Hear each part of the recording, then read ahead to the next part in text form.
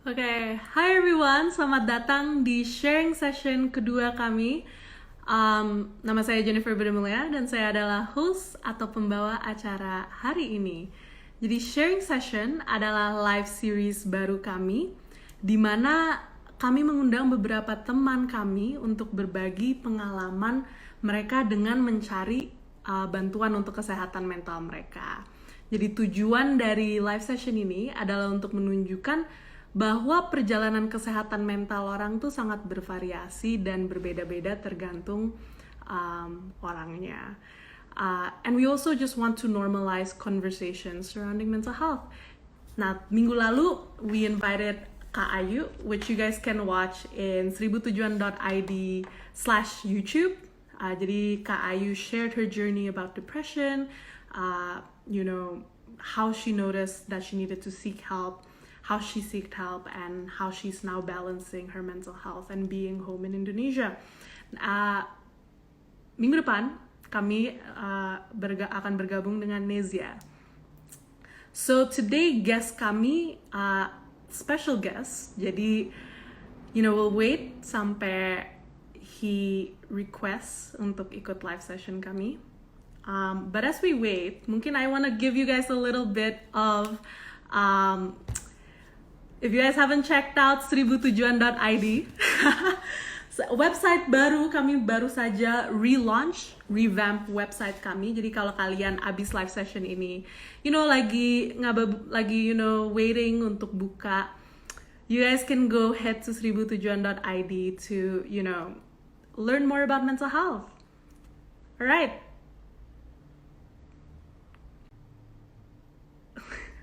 Alright. Hi, Dr. Sandy, if you can request to join the live. Hey, Hi, Jen. how are you? I am very, very good. How are you doing? I'm good, thank you. So yeah, thank you so much. First of all, thank you so much for joining in and sparing time to join our live session, our sharing session. It's my absolute pleasure. And before we start, I just want to give a huge congratulations on launching Sriputujuan 2.0. I Thank you. love the website and what you guys do. And I Thank think you. it's Thank you amazing. so So much. Thank you so much. All right. So before I invited you to, the live session, I actually did a little bit of introduction of what sharing session is, of how, we invite speakers and friends to come and share their journey, their mental health journey, kind of to emphasize that seeking treatment for mental health is it's different for everyone because it's not like a one size fits all situation. All right, so absolutely. before I go on talking, why don't you give a little introduction about yourself? I'm never good at self-introductions, but I'm going to give it a try. Just to Okay. check, can you hear my voice clearly? Yes. Yep, sure. Um, so hi everyone. My name is Sandy Onie, but you can call me Sandy. And some of my very good friends are also here on the live stream. So hi guys, it's good to see you. And so I did my PhD in psychology. And the reason I chose psychology is because I have an experience of depression, anxiety, and suicidal episodes as well. Hmm. And now, thank God, I get to work with the Australian government. I get to work with the Indonesian government as well as a lot of other organizations such as Tributujuan in order to further mental health and build on research. And currently, my work is in Black Dog Institute, which is a research institute in Australia devoted for suicide prevention. Mm-hmm. And yeah, I think that's about me. Yeah. So just to add to that, Black Dog Institute does a lot of e-mental health stuff as well, is it? So yeah. Absolutely. So Black Dog Institute is one of the world's leaders, definitely one of the leaders in Australia in terms of incorporating technology and mental health. And so we get a lot of government support. We have millions and millions of dollars from the government. And we're exploring everything from using CCTVs and machine learning to identify suicidal people, to see how using apps or using phones can identify suicidal individuals, to exploring some of the newest treatments. We've even got one study that's being led in Black Dog, which is assessing over 20,000 students to see whether a certain intervention is going to help reduce suicide in the future. Okay, so yeah, that's like, it's pretty exciting that you're part of that institution as well, like researching there. So why don't we start? The talk today is going to be divided into two sections. So the first one would be about your mental health journey and how did you take your first steps to seeking help and all those things. And then the second part would be about your experience, how it affect how your career and what pushed you into the psychology field and the research. But also you're going to share a little bit about what's it called, a project that you're working on. Yes, so we're pretty excited to hear about that. So why don't we start with like the first question? Could you share a little bit about your experience with finding help for your mental health? Absolutely. And so I think my very first encounter with depression was in 2008. And a lot of depressive episodes and anxious episodes, there's a trigger, that's something that starts it. And for me and my family, one of the things that happened is that my father left home. And so he left home, and there were a lot of emotions as a junior high school, sebagai anak SMP. There's a lot of things I'm feeling that I don't understand. I didn't want to talk to my friends. I didn't want to meet anyone. I didn't want to engage with anyone. Terus nggak mau keluar rumah, nggak mau bangun. I'm like, I didn't really understand that was depression. Sampai one of the teachers that knew me very well said, Sandy, what's happening? And I just stood there, I'm like, I don't know. I don't know what's happening. And so after that, it got a little bit better, but it came back 7 years later, di tahun 2015. And again, there was a trigger that happened where there was a project that I had to help people, but I feel I didn't do very well, and I ended up blaming myself for that quite a lot. Jadi ironisnya, it's a project to help people, but I ended up almost killing myself because the project didn't work out. And it started off similar where nggak mau bangun, I didn't want to go out of the house. I hated myself, hated myself. And at one point, I remember I was sitting in church and I was looking up and I said, you know what? I don't think I can do this anymore. And so I was actually sitting in a church, a place that some people associate with hope. And I was mentally preparing and planning out how I would take my own life that night. And I think that afterwards I met with a few people and I decided, you know what, I might need to reach out to somebody. Because even at that time, I was a speaker. In fact, in a lot of church circles, I was a preacher as well. I'm supposed to be strong. I'm supposed to be perfect. I'm supposed to have everything together. And yet here I am thinking about how I'm going to overdose that night. And so at the time, I contacted one of my good friends. Dan dia lagi di Indonesia. Waktu itu saya lagi di Sydney, tapi saya sengaja telepon kontak dia yang lagi di Indonesia because I didn't want her to intervene. And so I did that on purpose. And so I contacted my friend and I said, hey, I think I'm really suicidal. I think I need help. And I think that was my turning point. I think having the bravery to admit that we're not okay isn't a sign of weakness, it's a sign of strength. And it's a sign of strength because we admit that I think there are only two types of people on earth: people who need help and people who don't realize that they need help. And so I've encountered that everybody needs help. Everybody needs each other, gitu. And so I reached out to my friend and I told some other friends. And one of my very good friends, he's getting married next year. And I'm going to be his best man, gitu. This was like 5 years ago. I was in the balcony, lagi di balkon, and I told him that, hey, I think I'm suicidal. And he just starts crying. And he said, I don't know where I'm going to be without you.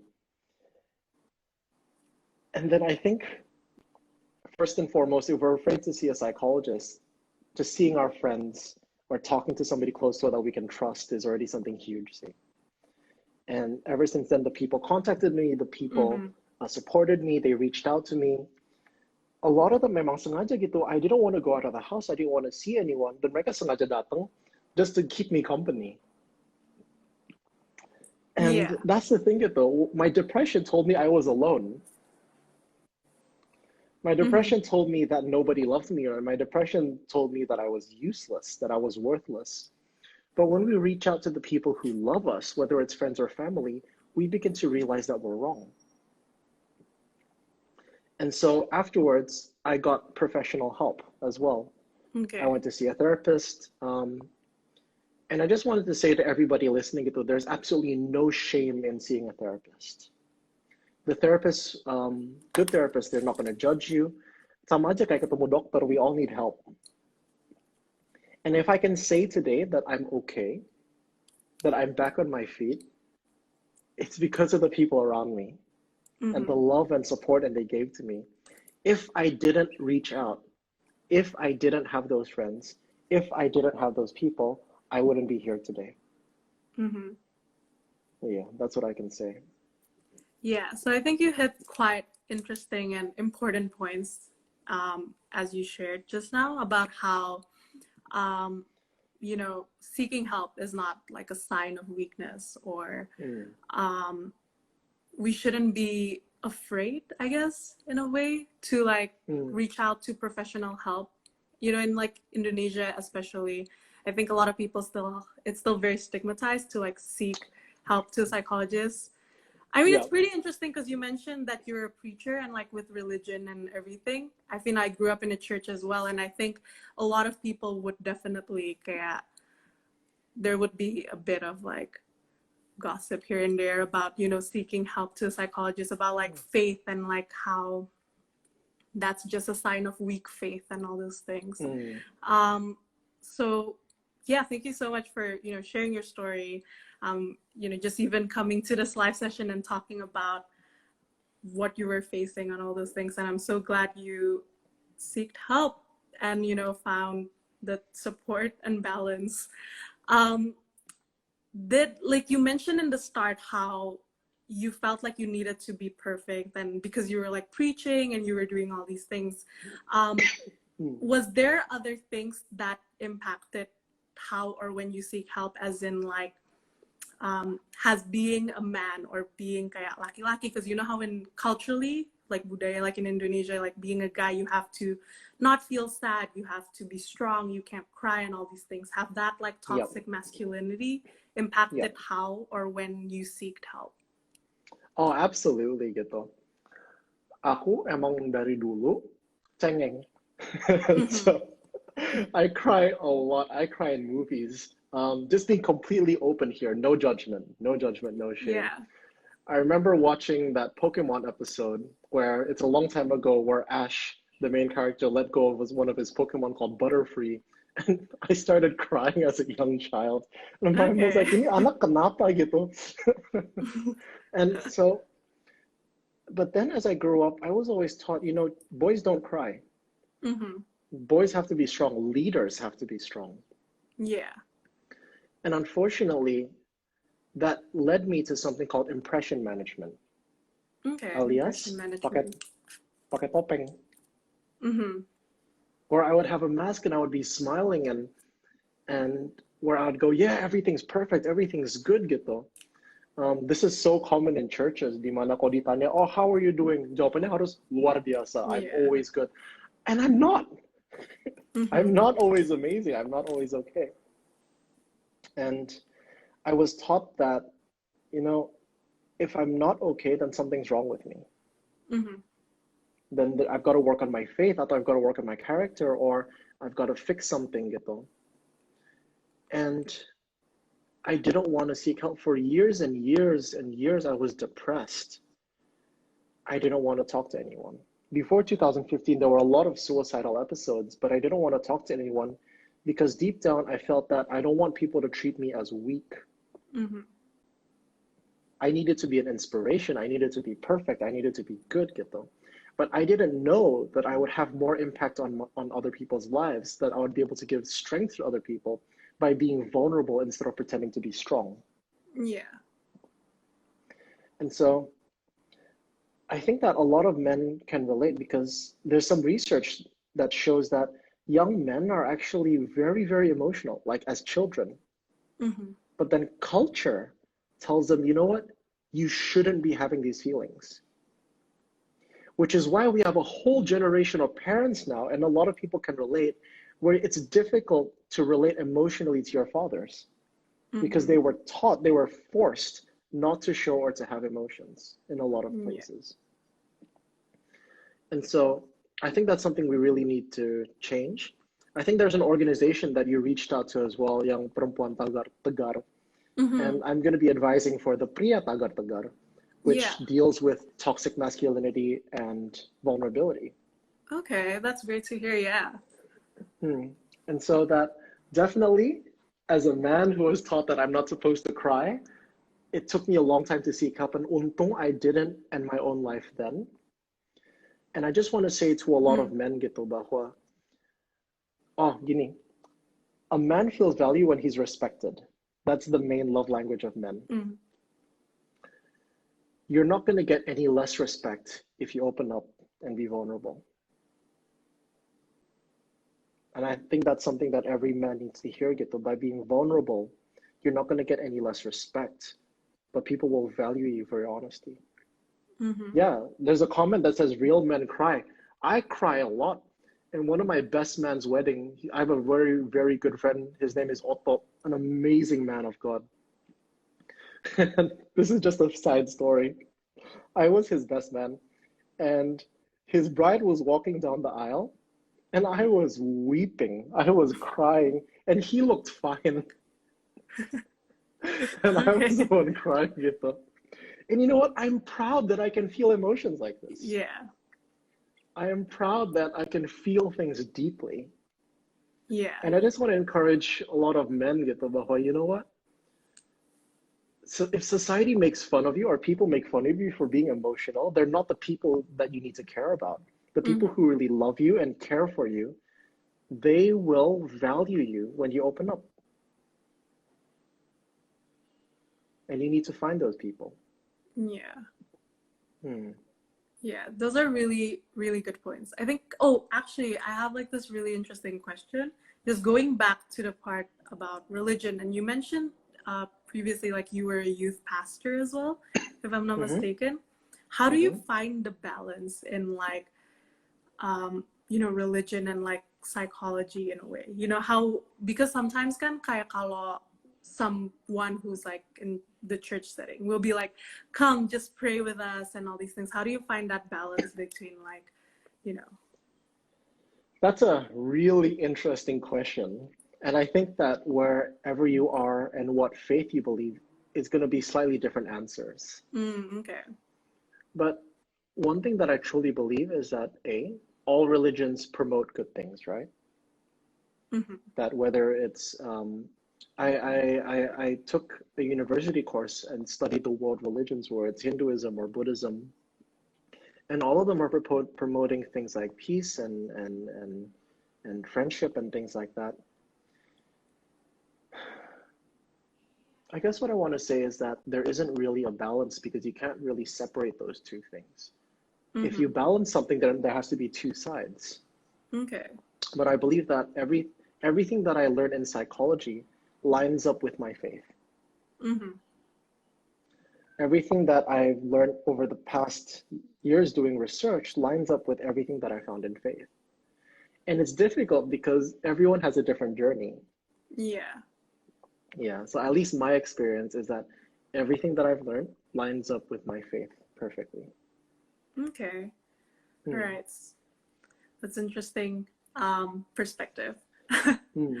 All right. How did you, I think you mentioned a little bit in the start as well, but what inspired you to kind of lead a career in psychology? Absolutely. So back in high school, I had this idea that, you know what, I really want to create a safe space for people to share. Mm-hmm. And because I was very much involved in church, it was in a church context, so like a small group. Tapi Yeah. basically what we would do, we would get together and we would share about our families. Okay. So, for example, one of the things that we did was a lot of culture in Indonesia is that we respect parents, but we're not vulnerable and open to them. Yeah. There's some things that you would never tell your parents Yeah. gitu. So we wanted to challenge that head on.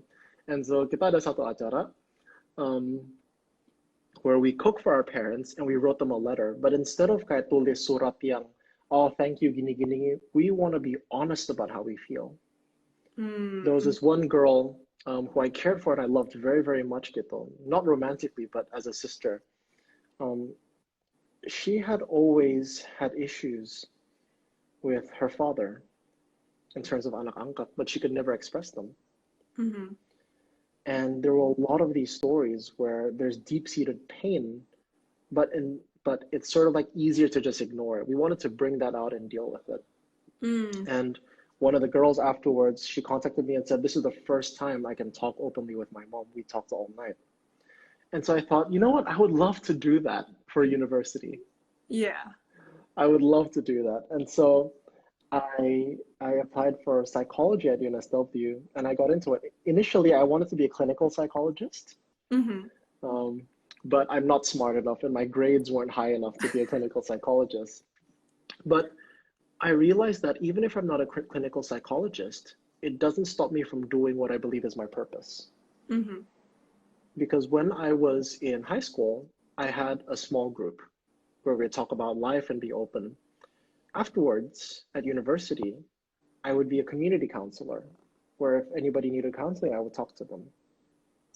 And then now I'm a researcher and I'm helping other people get help and helping prevent Mm-hmm. suicide. So even though the specific job description may change, my reason, my purpose stays the same. Yeah. Mm. And I think that's quite like how life is in general. Like it takes you to like all these things. But yeah, I'm glad. I think you mentioned earlier that currently you're doing research on suicide, was it? Yep. Are you able to talk more about that or? Yeah, absolutely. I would love to. And so I am currently handling approximately 20 projects. Okay. And so I'm just going to pick No. out some of my favorite ones. Yeah. One of the projects that I'm leading now is there's something called suicide hotspots.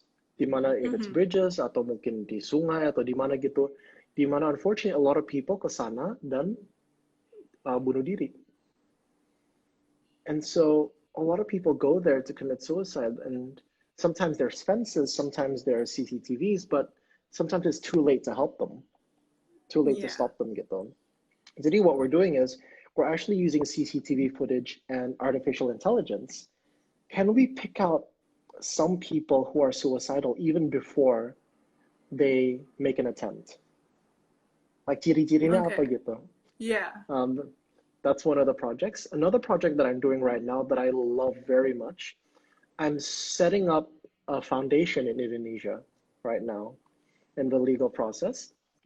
And the purpose is in Indonesia, if you search up on Google, bagaimana cara bunuh diri, it will tell you how to do it. Mm-hmm. Yeah, I was just like, we were doing that just now, me and Bayu. We were just like searching, and we were like, this is wild. You know, the Quora, the first one. I'm like, okay. Yeah, exactly. It's not great. And so what's happening now, and I'm working together with a lot of mental health organizations in Indonesia to do this, Mm-hmm. is to set up a foundation and apply for the Google grants where we can put ads up on Google. Jadi kalau kita search Google, misalnya cari apa pancingan atau baju, yang pertama ada yang ads kan. They're the ads that come out. And so we're setting up a foundation with the Google grants for ads, and we're going to create a landing page or a website that targets people who search up suicidal terms. Yeah. So we're Okay. very far into the process now. We've got the website designers. The foundation is being processed di Kementerian Hukum. And I'm just very, very excited for this project. And apalagi sekarang di COVID-19, it seems like suicidal risk is rising. Yeah. That's amazing. And did you hear about like the new hotline that the government implemented? So Absolutely. that's great. We're heading that way. You know, we're seeing lots of improvements towards like suicide prevention, and I'm so happy to hear that you're working on something that could like combat that whole how to actually kill ourselves situation online. Yeah. Yeah. Has your experience kind of helped you, or kind of how has it helped you in like your career in psychology? I know it kind of inspired you towards that purpose kind of, but then how has it helped you now? I think that has helped me in many, many ways. For example, whenever we're doing a suicide prevention project in Australia, we always need something namanya lived experience. Okay. So we know how to word certain things, we know how to present certain things gitu. Mm-hmm. And one of my good friends who's here watching as well, his name is Adri Awan, his tag is President Awan gitu. He used to or maybe still involved in this organization called Headspace. And whatever they do, mereka selalu ada satu group from the target population. Mm-hmm. And in suicide prevention, it's the same thing where if we want to help suicidal individuals, we always need to involve people who've had suicidal episodes. Yeah. And so it helps because I have that perspective. Mm-hmm. I know what it's like to be inches away from death. I know what it's like to feel that, you know what, dying is better than any of this. And so it helps me with my research, but most importantly, it continues to motivate me and gives me my why. Why am I doing this? Mm-hmm. Why am I still doing what I do, even though I'm working late into the night? And so it keeps motivating me. Yeah. Okay. And gosh, I had like a question that completely slipped out. Okay, you mentioned how just now, what's it called? How in like interventions in Australia, they always have like like target audience, target population research. Why do you think like research is important behind like implementation of interventions for like mental health?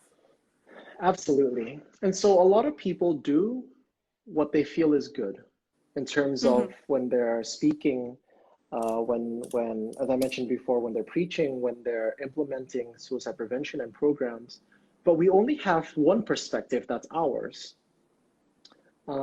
Sorry, I realized, did my camera just go really dark for some reason? Yeah, I was like, wait, I thought it was like my phone, but like, I was like, okay. No, I don't know what happened. But what research does, it collects all of those perspectives together. I think research is 100% integral in everything that we do. Because there's a lot of research showing that what we feel may work won't necessarily work. Yeah. And what we implement may not be there. I just want to take a short minute to shout out to two people that just came in. There's this one person named Renat Surya, who's an amazing speaker. You should have him on sometime. And another person called Lenny Arif, who's Alfeira. They're both teachers in my community. And they're both people who've helped me and helped a lot of people as well. But continuing on, research is integral because instead of having one perspective, one experience, you gather all of them. And that's why if we implement things without research, we may think it works and we have a confirmation bias where if we implement something, we're more likely to support it. Yeah. But it may not be good overall. Yeah. Which is interesting because like in physical health, we always see like people always research, especially with pharmacological treatments, like, you know, there's always a research that backs it up. And so I feel like it's also should be important to every intervention, like, you know, whether it's even for public health purpose of like the suicide thing you're doing with the CCTVs, understanding body language and stuff. But yeah, other interventions as well, like CBT and therapies and everything. I think that research should definitely always be there to support it, unless, oh, no, not unless, or not, it's just simply like kind of, we don't know if it works or not, or if it's effective or not. Exactly. Right. So, you actually talked about this exciting project that you're on aside from the Google Ads thing that you wanted to introduce in this session. So yeah, I'll just give it to you to introduce the guide. Yeah. Absolutely. Thank you for that. And so approximately next week, I'll be launching a booklet. And Mm-hmm. it's not long, so don't be scared. Um, Tapi, in Indonesia, we have 270 million people, Mm-hmm. and we have only a little over 1,000 psychologists. So Mm-hmm. even if we wanted to seek help, sometimes we may not necessarily be able to get it, although we should all definitely seek help. Mm-hmm. I strongly believe the way forward for good emotional health is if we can support each other. Mm-hmm.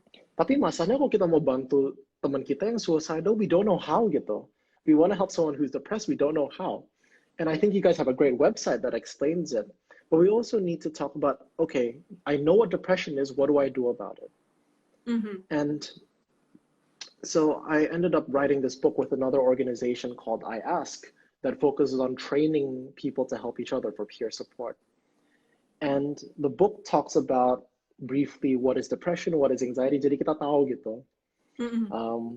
It talks about what is burnout even, Yeah. what is compassion fatigue. Ya mungkin it's not as much discussed, but it's still very Yeah. relevant and very important.